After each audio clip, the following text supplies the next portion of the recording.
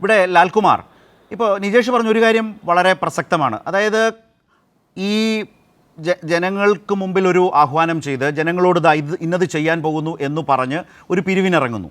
ആ പിരിവിൻ്റെ കണക്ക് സൂക്ഷിക്കാൻ പാർട്ടികൾക്ക് അവകാശമില്ലേ? ആ അവകാശമെങ്കിലും അവർക്ക് അനുവദിച്ചു കൊടുക്കൂ എന്ന നിലയിൽ ഒരു വിമർശനവും ഒരു നിലപാടും നിജേഷിന് ഈ ചർച്ചയിൽ തുടക്കത്തിലെടുക്കാൻ സാധിച്ചു. അത് ശരിയായി അവർക്ക് അതിനുള്ള അവകാശമില്ലേ?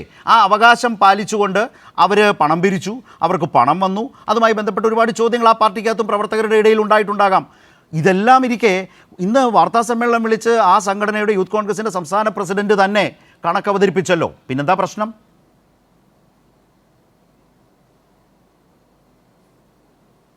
അല്ല, ഇവിടെ ഞാൻ ആലോചിക്കുകയായിരുന്നു, സാധാരണഗതിയിൽ നിജേഷ് വളരെ പക്വതയായ ചർച്ചയിൽ പങ്കെടുക്കുന്ന ഒരാളാണ്. വലിയ ബഹളങ്ങളൊന്നും ഉണ്ടാക്കാതെ അദ്ദേഹത്തിൻ്റെ പോയിന്റ് പറഞ്ഞിട്ട് പോകാൻ ആഗ്രഹിക്കുന്ന ഒരാൾ ഇന്ന് അദ്ദേഹം കാണിക്കുന്ന വെപ്രാളം കാണുമ്പോൾ ഞാൻ ആലോചിക്കുകയായിരുന്നു എത്രമാത്രം അദ്ദേഹം പുറയിലാണ് ഈ വിഷയത്തിൽ നിൽക്കുന്നതെന്ന്. അല്ലെങ്കിൽ വളരെ കൃത്യമായി മറുപടി അങ്ങ് പറഞ്ഞാൽ മതി. താങ്കൾ ചോദിച്ച ചോദ്യം എന്താ? താങ്കൾ ചോദിച്ച ചോദ്യം അത് പൊതുസമൂഹം കേൾക്കേണ്ട ചോദ്യമാണ്. 88 ലക്ഷം രൂപയെ നിങ്ങൾക്ക് കിട്ടിയുള്ളൂ. അത് യൂത്ത് കോൺഗ്രസ്സിന് കൊടുത്തത് യൂത്ത് കോൺഗ്രസ്സുകാർ മാത്രമല്ലെന്നേ.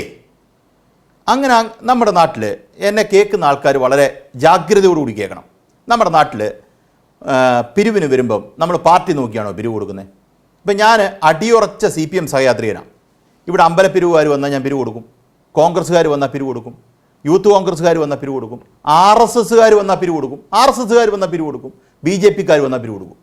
അത് നമുക്ക് സമൂഹവുമായി ബന്ധപ്പെട്ട് നിൽക്കുന്ന ഈ പറയുന്ന RSSകാരെയും BJPക്കാരെയും കോൺഗ്രസ്സുകാരെയും ഒക്കെ നമുക്കറിയാം. നമ്മളുടെ രാഷ്ട്രീയ പൊസിഷന് മേളിലാണ് നമ്മുടെ സാമൂഹ്യ ഉത്തരവാദിത്വം. നമ്മുടെ അടുത്ത് നിൽക്കുന്ന ആൾക്കാരെ നമുക്ക് തള്ളിക്കളയാൻ പറ്റില്ല. അതുകൊണ്ട് ഇവിടെ ഒരു അമ്പലക്കാരനോ അമ്പലത്തിൻ്റെ പിരിവോ അല്ലെങ്കിൽ മറ്റൊരു കാര്യത്തിൻ്റെ പിരിവോ ഒക്കെ വന്നാൽ നമ്മൾ കൊടുത്തു നിന്നിരിക്കും. ഞാൻ കൊടുക്കാറുള്ള ആളാണ്. ഇപ്പോൾ യൂത്ത് കോൺഗ്രസിൻ്റെ ഈ പിരിവിന് വന്നിട്ടുണ്ടോ എന്ന് ചോദിച്ചാൽ എനിക്കറിയില്ല. അതിപ്പം വീട്ടിൽ തന്നെ ചോദിക്കേണ്ടി വരും. അതവിടെ നിൽക്കട്ടെ. അങ്ങനെ നിങ്ങളിലേക്ക് പിരിവ് വരുന്നത് ഈ പറയുന്ന സമൂഹത്തിലുള്ള ഇടതുപക്ഷ സഹയാത്രികർ, ഇടതുപക്ഷക്കാർ, CPMകാർ, കോൺഗ്രസ്സുകാർ, BJPക്കാർ എല്ലാം നിങ്ങൾക്ക് പിരിവ് തന്നിട്ടുണ്ട്. കാരണം അതങ്ങനെയാണ് നമ്മുടെ സമൂഹത്തിൽ കാര്യങ്ങൾ വർക്ക് ചെയ്യുന്നത്.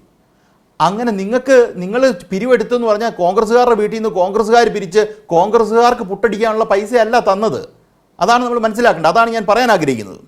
നോക്കൂ, ഒരു സന്നിഗ്ധ ഘട്ടത്തിൽ നമ്മൾ സംസ്ഥാനം നിൽക്കുമ്പം ഈ പറയുന്ന യുവജന സംഘടന പുറത്തിറങ്ങി ഒരു സഹായ ഹസ്തവുമായി വരുന്നു. 30 വീടോ 40 വീടോ. അപ്പോൾ അങ്ങനെ ഒരു സംഘടന ചെയ്യുന്നുണ്ടല്ലോ എന്ന് ചോദിച്ച് ആൾക്കാർ with their infinite alms they will give money. അവർ പണം കൊടുക്കും. ഏതൊക്കെ രീതിയിൽ കൊടുക്കും? എല്ലാ രീതിയിലും കൊടുക്കാൻ പറ്റുന്ന ഉള്ളത് 5 രൂപയോ 10 രൂപയോ ഏത് തരത്തിലായാലും കൊടുക്കും. അത് കയ്യിലിരിക്കുന്ന എടുത്ത് കൊടുക്കുക, അല്ലാതെ അക്കൗണ്ടിലേക്ക് കൊടുക്കുകയല്ല. എന്നെ കേൾക്കുന്നവർ പിരിവ് കൊടുക്കുന്ന ആൾക്കാരല്ലേ? നിങ്ങൾ പിരിവ് കൊടുക്കുന്നത് എല്ലാം ഇവരുടെ SBTയുടെ അക്കൗണ്ടിലോ അല്ലെങ്കിൽ SBIയുടെ അക്കൗണ്ടിലേക്കാണോ നിങ്ങൾ ട്രാൻസ്ഫർ ചെയ്ത് കൊടുക്കുന്നത്? അല്ല, നിങ്ങൾ കയ്യിലാണ് പിരിവ് കൊടുക്കുന്നത്. ഈ പിരിവിന് പോകുന്ന ആൾക്കാർക്ക് ചിലപ്പോൾ ചിലവുണ്ടാവും, അവരുടെ ആഹാരം ഉണ്ടാവും, അതൊക്കെ കഴിച്ചിട്ടായിരിക്കാം ചിലപ്പം പണം പോകുന്നത്, പണം അക്കൗണ്ടിലേക്ക് വരുന്നത്. കാര്യം അത് പിരിക്കുന്നവർക്ക് ഒരു കഷ്ടപ്പാടുള്ള കാര്യമാണ്. ഇതൊക്കെ നമ്മളുടെ മുന്നിൽ നിൽക്കുമ്പം നമ്മുടെ അക്കൗണ്ടിൽ വന്ന പൈസ ഇത്ര ഉണ്ട് എന്ന് പറഞ്ഞു ഒഴിഞ്ഞാൽ പറ്റില്ല. അത് ഒരു രാഷ്ട്രീയ പ്രസ്ഥാനം, ഒരു യുവജന പ്രസ്ഥാനത്തിന് അങ്ങനെ ഒഴിയാൻ പറ്റുമോ എന്ന് ചോദിച്ചാൽ ഒഴിയാൻ പറ്റില്ല. നിജേഷ് ഇന്ന് വെപ്രാളപ്പെട്ട് ഞങ്ങൾ തീരുമാനിച്ചോളാം എന്ന് പറയുന്നിടത്താണ് അവിടുത്തെ പ്രശ്നം. നിജേഷ് അങ്ങനെ പറഞ്ഞു പോകുന്നിടത്താണ് അവിടുത്തെ അടിസ്ഥാനപരമായ പ്രശ്നം. നിങ്ങൾക്ക് വന്നിരിക്കുന്ന പണം നിങ്ങൾ ആദ്യം പിരിക്കാൻ ശ്രമിച്ചത് 2 കോടി സംതിങ് റുപ്പീസാണ്. Be that as it may. നിങ്ങൾക്ക് അത്രയും പിരിക്കാൻ പറ്റിയോ? ചോദ്യം. നിങ്ങൾക്ക് അല്ലാതെ പൈസ അല്ലാതെ ഇപ്പം അക്കൗണ്ട് വഴി അല്ലാതെ നിങ്ങൾക്ക് പണം കിട്ടിയോ എന്നുള്ള ശരത്ത് ഒരു ചോദ്യം ചോദിച്ചാൽ അതിൻ്റെ ഉത്തരം ശരത്തിന് ഇപ്പോൾ കയ്യിലുണ്ടോ? എനിക്ക് മനസ്സിലായില്ല, എനിക്ക് കിട്ടിയില്ല. അപ്പം വളരെ ലളിതമായ ചോദ്യം, നിങ്ങൾ പിരിവ് എടുത്ത പൈസ മൊത്തം കയ്യിലിട്ടിട്ടുണ്ടോ?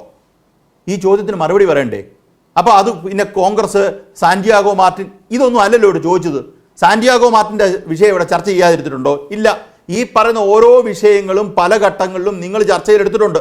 നിങ്ങളുടെ ഒരു പ്രശ്നം വന്നപ്പോൾ നിങ്ങളോടത് ചോദിക്കേണ്ടെന്ന് പറഞ്ഞാൽ അതങ്ങ് പറ്റില്ല നിജേഷേ. അങ്ങനെ ചുമ്മാ അതിലെ തൊണ്ട വിടാതെ ഇരിക്കുകയല്ല ഇവിടെ. നിങ്ങളോട് ചോദിച്ചേ പോകത്തുള്ളൂ. അല്ല, നിങ്ങളോട് ചോദിച്ചാൽ നിങ്ങൾ എന്ത് ചെയ്യും? നിങ്ങളൊന്നും ചെയ്യത്തില്ല. നമ്മൾ ചോദിച്ചുകൊണ്ടേ ഇരിക്കും.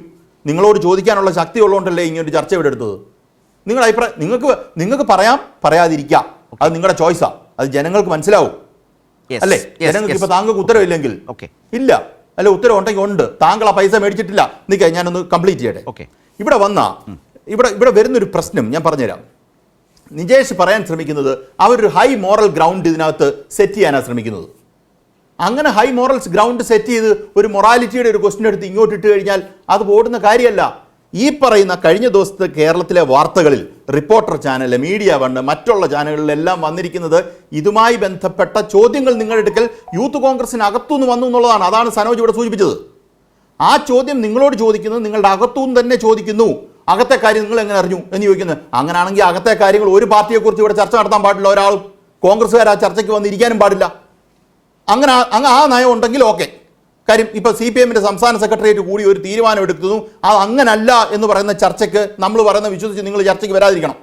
അങ്ങനെ ഒരു കാര്യം, അങ്ങനെ ഒരു രാഷ്ട്രീയ പാരമ്പര്യം ഇവിടെ കേരളത്തിൽ ഇല്ലല്ലോ. ഉണ്ടോ? അങ്ങനെ ഉള്ളപ്പോൾ നമുക്ക് ആലോചിക്കാം. ഞാൻ നിർത്തി. ശരി.